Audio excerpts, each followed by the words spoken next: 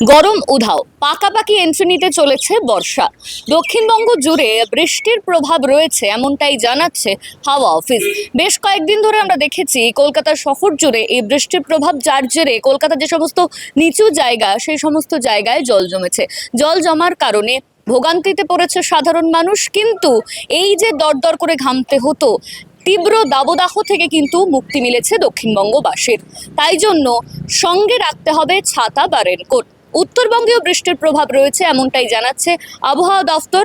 আলিপুর আবহাওয়া দফতরের latest update বলছে, কাজের সপ্তাহের শুরুতেই উত্তর থেকে দক্ষিণ সমগ্র রাজ্য জুড়েই বজায় থাকবে বর্ষার দাপট। বেলা বাড়ার সঙ্গে সঙ্গে বৃষ্টি আরও বাড়তে পারে। তাই এদিন রাস্তায় বেরোনোর সময় সাধারণ মানুষকে বাড়তি সতর্ক থাকার বার্তা দেওয়া হয়েছে। সোমবার সকাল থেকে তিলোত্তমার আকাশ মেঘে ঢাকা। আবহাওয়া দফতর জানিয়েছে, আজ সারাদিনই কলকাতার আকাশ মূলত মেঘলাই থাকবে। বেলা যত গড়াবে কলকাতা এবং তার আশেপাশের এলাকায় দফায় দফায় হালকা থেকে মাঝারি বৃষ্টির পূর্বাভাস রয়েছে।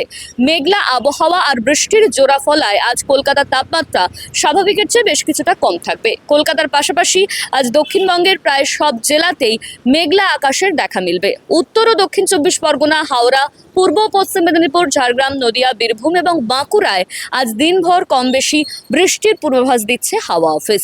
বেশ কিছু জেলায় বৃষ্টির পাশাপাশি বজ্রপাতের আশঙ্কাও থাকছে। এর সঙ্গে যোগ হবে ঝোড়ো হাওয়া, আর যার জন্য সর্বোচ্চ গতিবেগ ঘন্টায় 40 কিলোমিটার পর্যন্ত ছুঁতে পারে। উত্তরবঙ্গে ইতিমধ্যেই বর্ষা পুরো দমে জাঁকিয়ে বসেছে।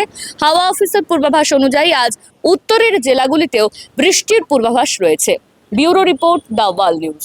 ফলো করুন দ্য ওয়াল.in।